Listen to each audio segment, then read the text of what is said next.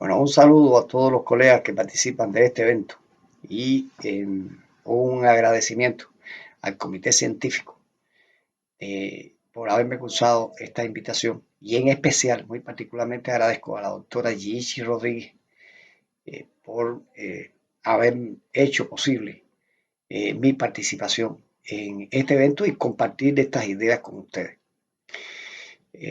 Coincidimos en la tesis de que la integridad del mundo está en peligro. La preservación de la vida en la Tierra está comprometida por la finitud de los recursos naturales.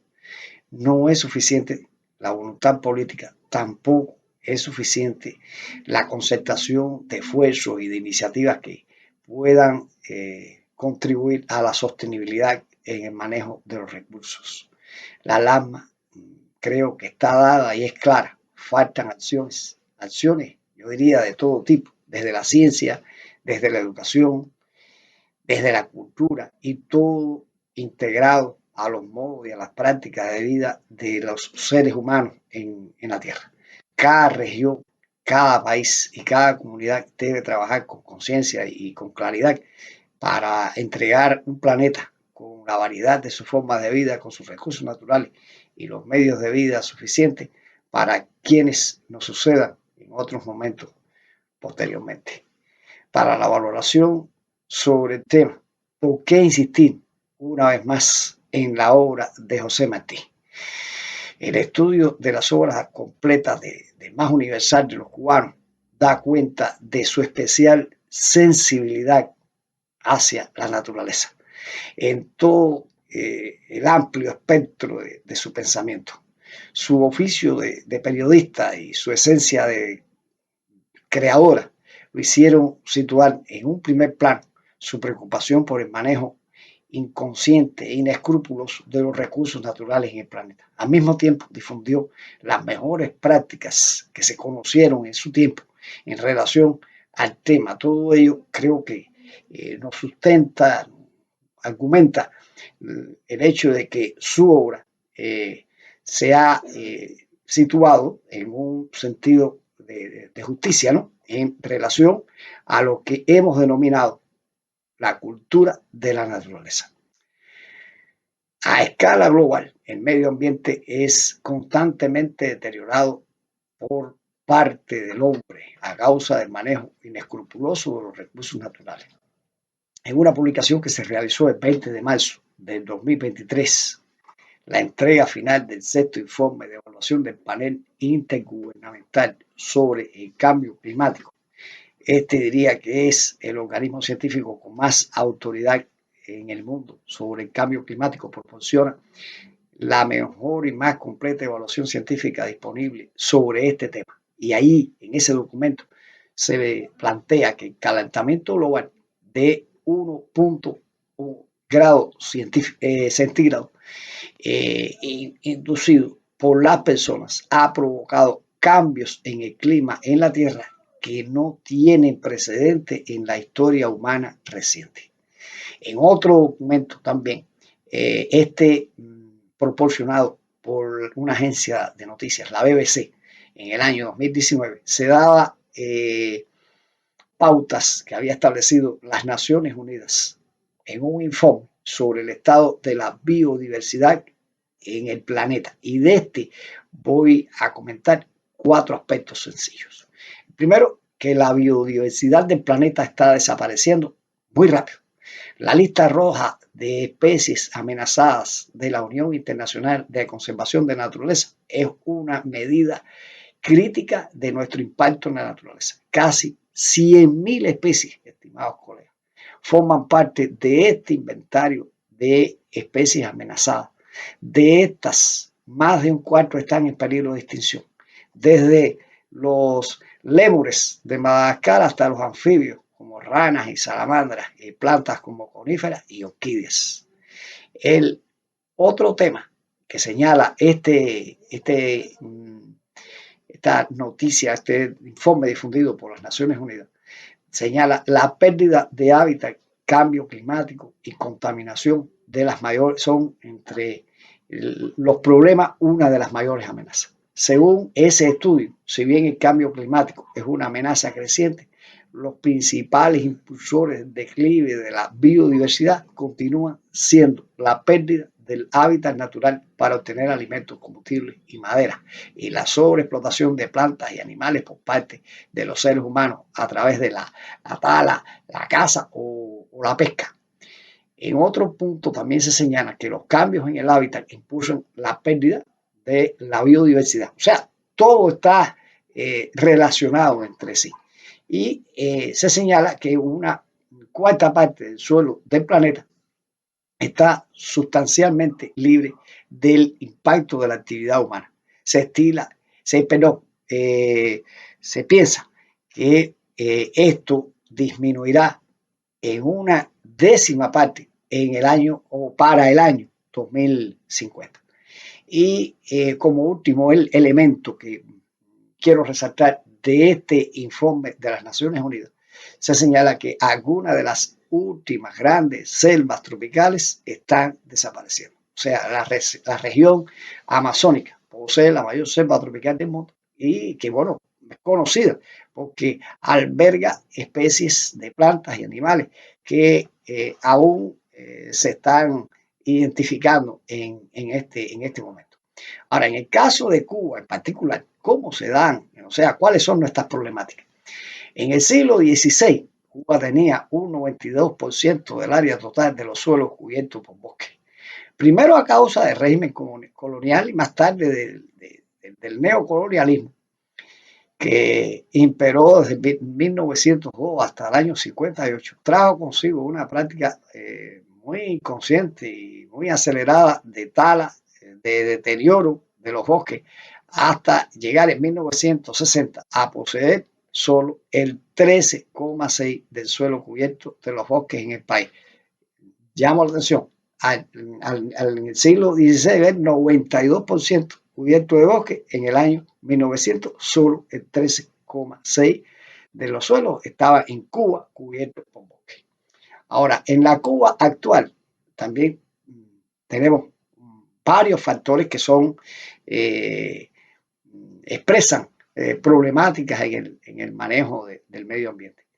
En este momento se manifiestan, o sea, elementos que son expresión de problemáticas a nivel comunitario y que manifiestan la falta de conciencia y de responsabilidad de los seres humanos en este sentido. Por ejemplo, la falta de sistematicidad en la recolección y disposición final de los residuos sólidos, lo que propicia, por supuesto, creación de microvertederos en donde quiera. Deterioros en las redes de distribución del acueducto y del alcantarillado, que se traduce en salideros, en peligros de proliferación de crías de mosquitos que transmiten, como todos saben, múltiples enfermedades.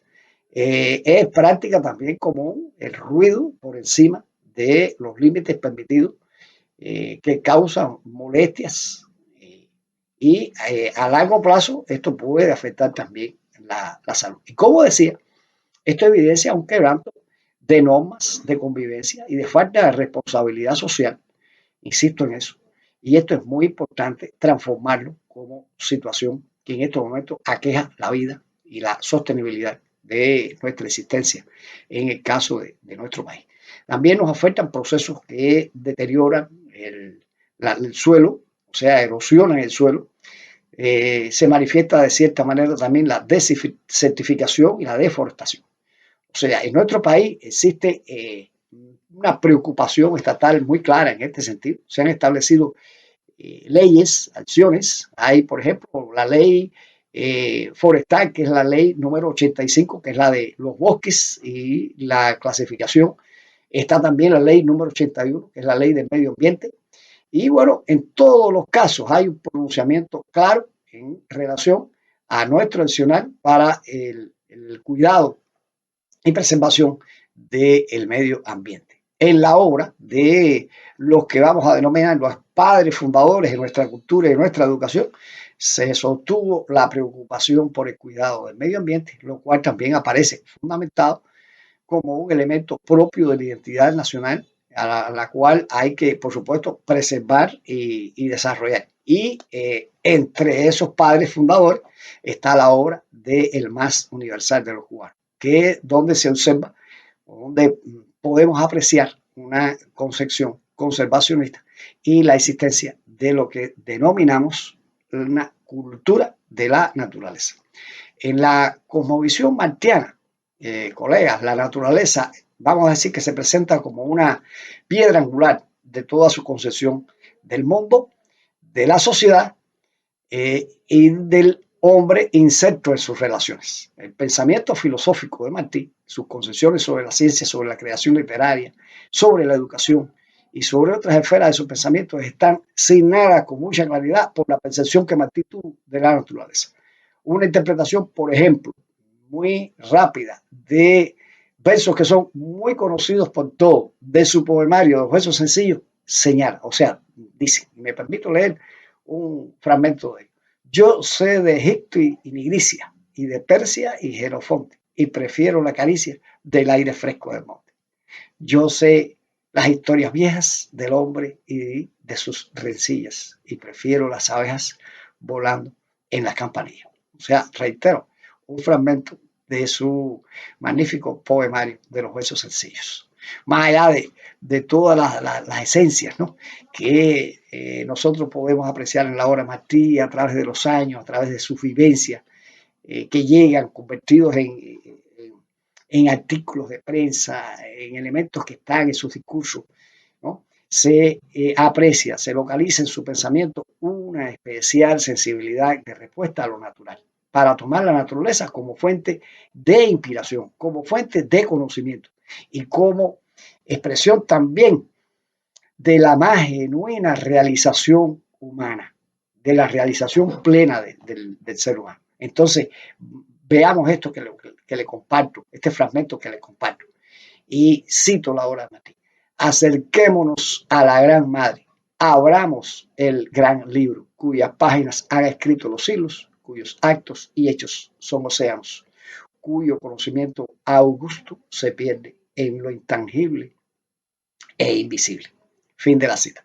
El impacto que tuvo en Martí la naturaleza obedece, en primer lugar, a experiencias vivenciales, fundacionales, que experimentó de su niñez, específicamente a nuestro modo de ver, en los campos de Cuba, especialmente en el Anábana, región de La Anábana, al sur de Matanzas, muy cercano a la actual provincia de Cienfuegos.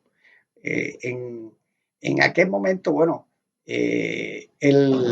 la visita que realizó el niño Martí a la edad de 9 años a este territorio, y bueno, a pesar del corto tiempo que fue su estancia en este lugar, esto tuvo un lugar primordial en la formación de Martí como hombre y como revolucionario.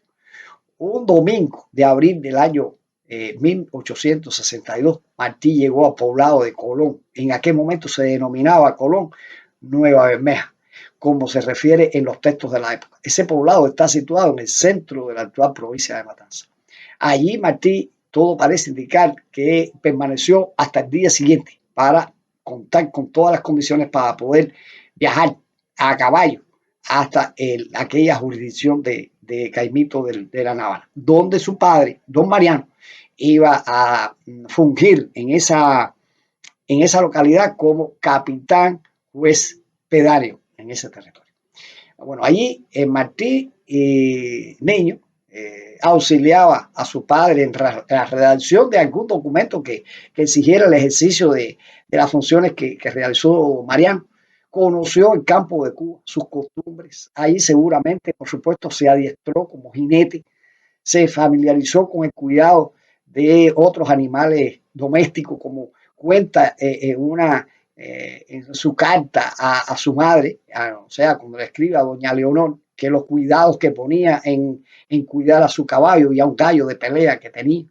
Y por supuesto, ello seguramente impactó también en la formación física, ¿no?, a través del ejercicio en el campo, montar caballo, estar en relación con la naturaleza, fue evidentemente un elemento favorable para él. En aquel momento, esa región a la que he mencionado, era un enclave de trasiego de negros esclavos provenientes de África. Estos eran introducidos furtivamente, burlando las prohibiciones que existían ya en aquel momento, y se utilizaba el sur de la isla para introducirlos en el país. Y quizás también, bueno, se aprovechaba una parte navegable que tenía el río Anabana para llevarlos a tierra firme, a sitios donde pudieran ocurrir de manera furtiva las operaciones de compraventa. Y es muy probable que el niño, José Martí, apreciara esas operaciones como está reflejado en la obra de Fernando Pérez, José Martí, El Ojo del Canario, una magnífica película donde esto se muestra tal cual puede haber ocurrido. Y por supuesto ahí Martí debió haber apreciado la bestialidad de esos desembarcos y en aquel también, aquella reminiscencia que escribiera en su estancia neoyorquina posterior a, por supuesto, muchos años después, donde había reflejado que echa el barco ciento a ciento los negros por el portón, estaba haciendo referencia a este elemento que había apreciado en la naturaleza cubana. Bueno, de este poemario sale también, por supuesto, una frase que hemos escuchado muchas veces, donde todo aquel elemento de injusticia, de problemáticas sociales, aquel niño había jurado, ¿no?, lavar con sangre, lavar con su vida, perdón, lavar con su vida el crimen. Es la frase exacta que escribe Martí. O sea, debió considerar profundamente los inútiles esfuerzos de su padre, don Mariano, incorruptible don Mariano, por impedir la continuidad de tales prácticas en aquel lugar. Pero habían muchos intereses de gente poderosa en juego y bueno, ya ustedes conocen la historia.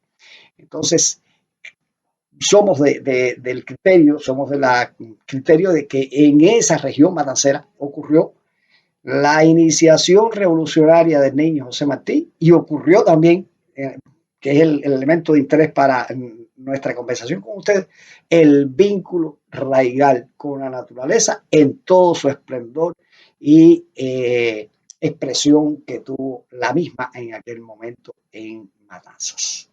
Entonces, más tarde, en su estancia en México, o sea, entre 1875 y 1876, también sería muy interesante la estancia en México, la estancia en Guatemala, en la estancia en estos dos países de Centroamérica. Martí tuvo un contacto directo con la naturaleza, una naturaleza diferente a la naturaleza de nuestra isla, una naturaleza que estaba marcada por las grandes montañas, por los grandes ríos, por los grandes contrastes, por la presencia en esa naturaleza vasta, grandiosa del hombre natural. En Guatemala, Martí enseñó historia de la filosofía y caminaba entre las ruinas de culturas remotas y enseñaba que el hombre cambia de pensamiento y cambia de creencias, correspondencia con las condiciones de vida, y hacía todo eso en contacto absoluto con la naturaleza. En México publicó más tarde el folleto, se llama Guatemala, que descubre al mundo las variadísimas expresiones de las riquezas naturales que aquella región centroamericana poseía, y en las amplias posibilidades, por supuesto, también de empleo, de trabajo y de desarrollo que brindaba para los seres humanos aquella región del planeta, de aquí de Centroamérica.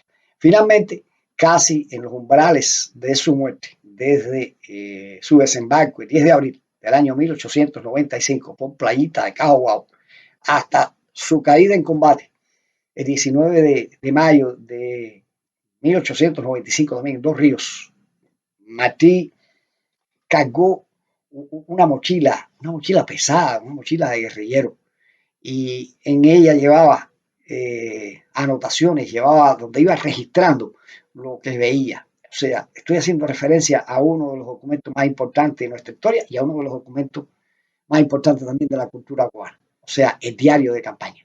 Aquí, en ese diario de campaña, se recoge el asombro con el que Martí describe la naturaleza, describe los campos del oriente de Cuba, describe las prácticas de los campesinos de ese lugar, describe en detalle la flora, sus denominaciones, el modo de empleo para la vida práctica de cada una de las especies.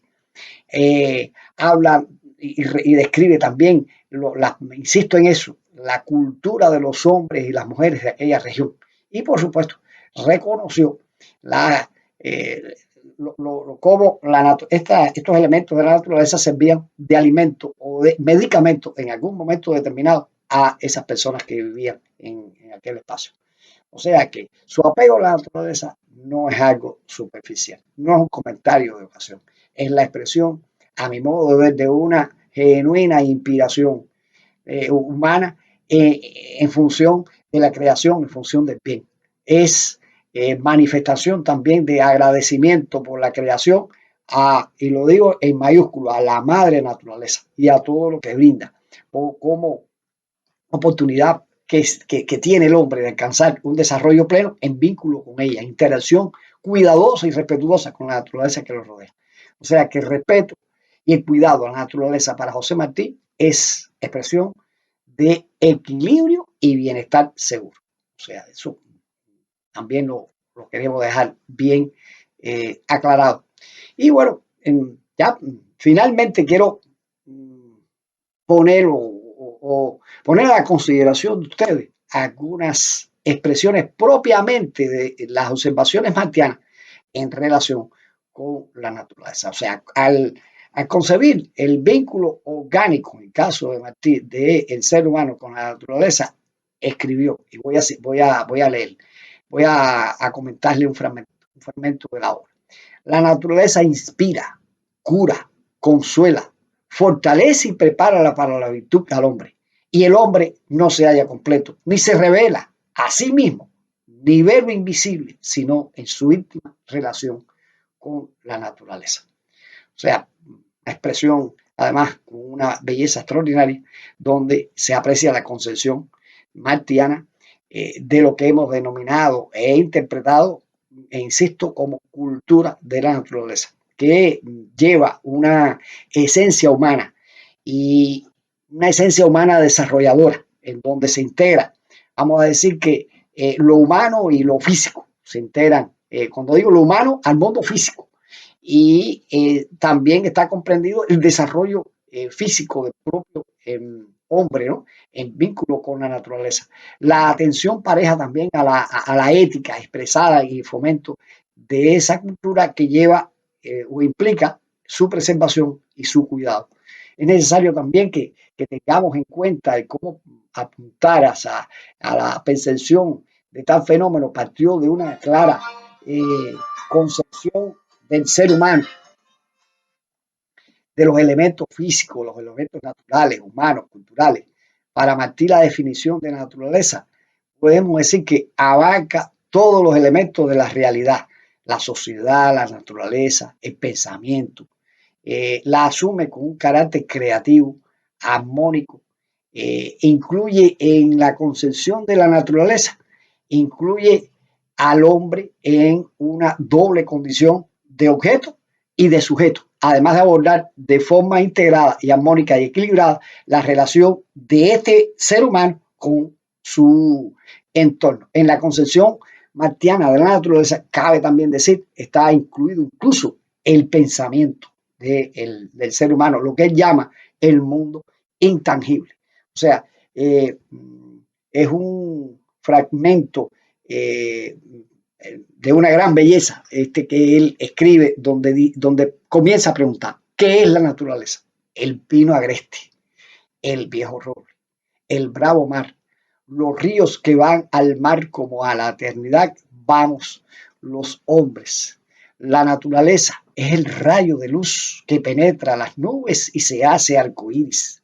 El espíritu humano que se acerca y eleva con las nubes del alma y se hace bienaventurado. Naturaleza es todo lo que existe, en toda forma, espíritus y cuerpos, corrientes esclavas en su cauce, raíces esclavas en la tierra, pies esclavos como las raíces, almas menos esclavas que los pies. Esa es como considerar el alma algo libre. El misterioso mundo íntimo, el maravilloso mundo externo, cuanto es deforme o luminoso u oscuro, cercano o terroso, regular todo, medido todo menos el cielo y el alma de los hombres, todos es naturaleza.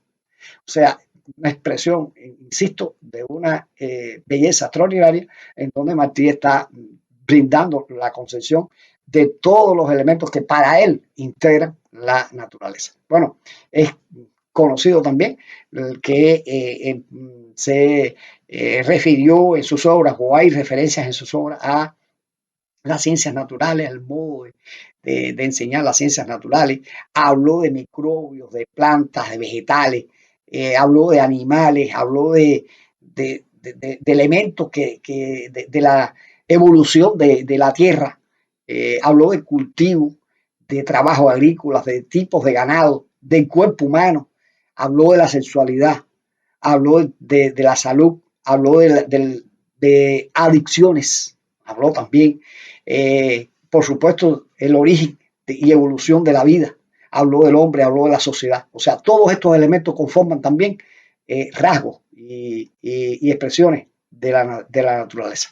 En cuanto al tema particular de la naturaleza y su protección, en la obra de Martí se manifiesta una arista de particular importancia en donde en aquel momento de finales del siglo XIX, en ese contexto histórico de finales del siglo XIX, vamos a decir que fue un adelantado en expresar su crítica al mal manejo que se hacía o que ya comenzaba a manifestarse en relación con el medio ambiente. Y aquí les tengo una referencia donde dice: el mundo, escrita en 1892, el mundo sangra sin cesar de los crímenes que se cometen en él contra la naturaleza. Observan que a qué se está refiriendo, qué está señalando. E insisto, año 1892, estimados colegas, ya Martí está estableciendo el alerta de el daño que las prácticas humanas irresponsables e inconscientes están causando sobre la naturaleza, sobre el medio ambiente. El tema este que he mencionado fue, viste, vamos a decir que no puede ser apreciado como un elemento, vamos a decir que un apunte de ocasión, como un acercamiento que hizo un trabajo periodístico casuísticamente para un hecho particular. O sea, es algo que se va a mantener y que se va a reflejar de manera sistemática en su variada producción periodística y bueno, y va a estar también en su producción poética, como mencioné hace un rato, algunos elementos de ella. Quería aquí mencionarles o poner a su consideración también un fragmento donde en el año 1883, al valorar el Congreso Forestal que se celebraba en aquel momento en Minnesota, Estados Unidos, Martí escribió en la prensa: he aquí una cuestión vital para la prosperidad de nuestras tierras y el mantenimiento de nuestra riqueza agrícola. Muchos no se fijan en ella porque no ven el daño inmediato. Mire cómo está refiriéndose al efecto que puede tener una práctica de desequilibrio descontrolada con la naturaleza. No se aprecia el daño inmediato, como él dice. Vuelvo a retomar la cita. Pero quien piensa para el público, ¿no?, tiene el deber de ver en lo futuro y de señalar peligros.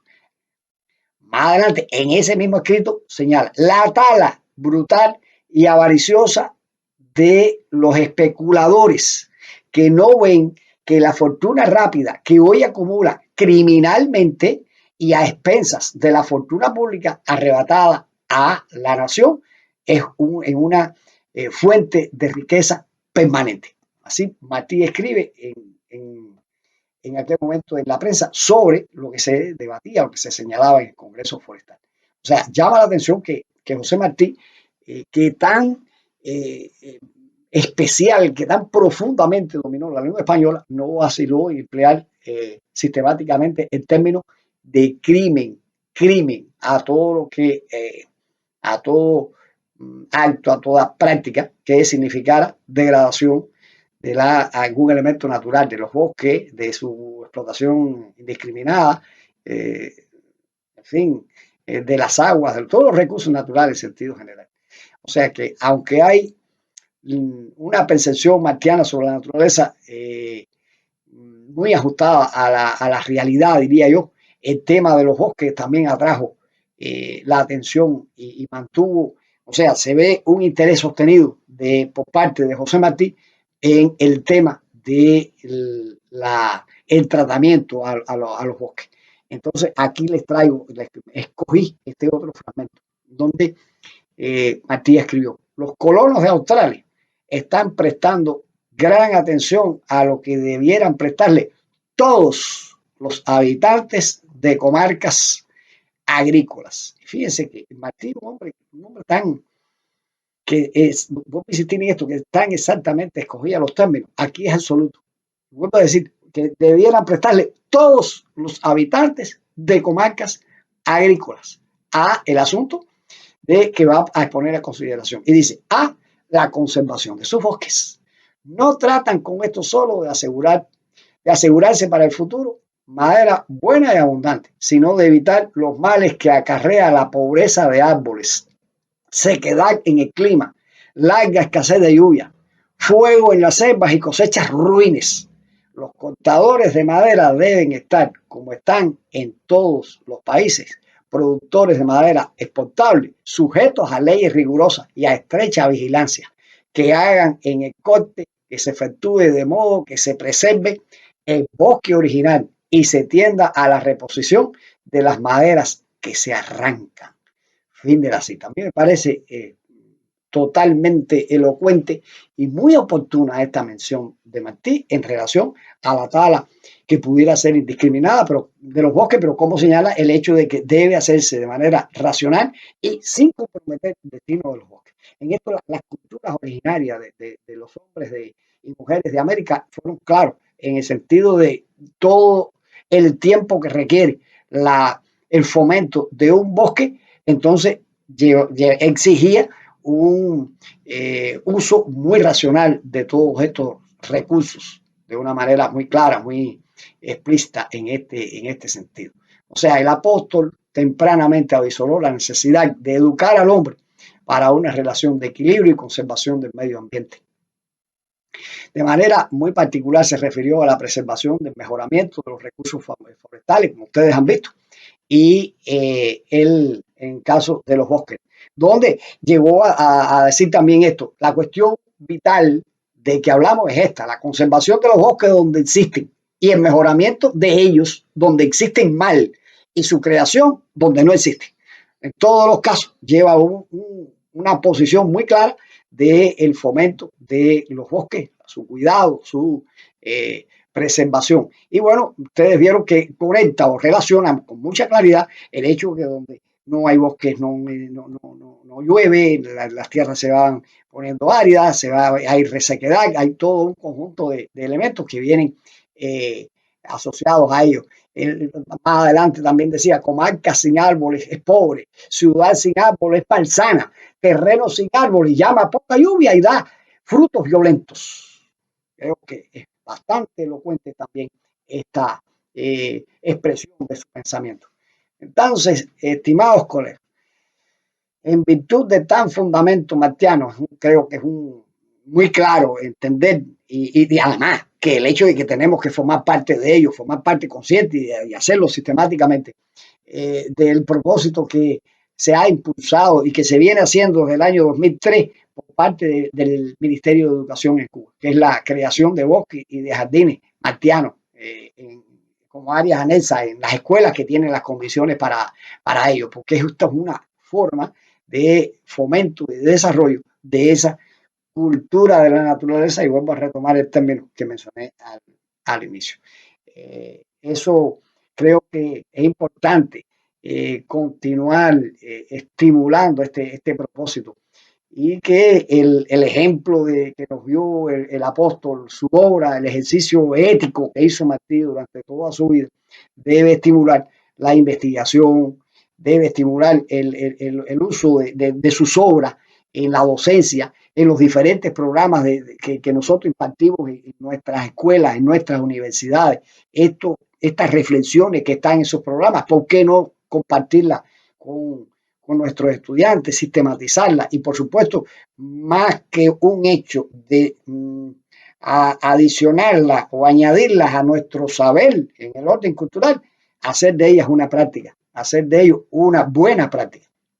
En la, eh, creo que llegando ya al final, pudiéramos concluir, en este caso ya un par de ideas para cerrar, y que bueno, en primer lugar diría que en la obra martiana se aprecia como, vamos a decir que convenimos en afirmar esa parte, una especial sensibilidad ante la naturaleza. Su comprensión de la naturaleza llevó a que tuviera un acercamiento y un tratamiento sistemático a esa temática en las diferentes líneas de expresión de su labor creadora. Y ahí vamos entonces a apreciar cómo Martí habla. Yo puse ejemplos relacionados con los bosques, pero también habló del agua, habló del aire, habló de los recursos naturales en sentido general y de su uso y explotación racional. Eso es un elemento muy importante y habla de la participación o de la actuación consciente y protectora del hombre integrado a su medio y a su cultura, con lo cual puede interpretarse también o tomar esta idea para sustentar esa cultura de la naturaleza. Pienso que es una urgencia contemporánea para todas las agencias educativas. Cuando hablo de agencias educativas me refiero a la escuela en primer lugar, a la familia, a las instituciones, a las organizaciones que están enclavadas en nuestras comunidades, fomentar la cultura de la naturaleza como una expresión de sensibilidad, de respeto y conciencia de la necesidad de preservar nuestra vida en la tierra. Y identificando desde las prácticas irresponsables que tenemos que transformar y tenemos que mejorar estos elementos que comentamos hace un rato y llevarlos a vía de hecho con un cambio de actitud del ser humano en este sentido. Y todo esto nos guía y nos alienta el pensamiento de Martí. Es una responsabilidad de nosotros también utilizar o emplear adecuadamente la obra martiana, no solo para apreciar cuánta belleza, cuánta poesía, cuánta creación, cuánta actitud ética, pero esa actitud ética también se trasluce en el cuidado, en la conservación de la naturaleza. Y eso es, estimados colegas, esta cultura de la naturaleza que debemos recrear, fomentar y apreciar desde todos nuestros ámbitos de desempeño. A todos ustedes, muchas gracias por la atención prestada.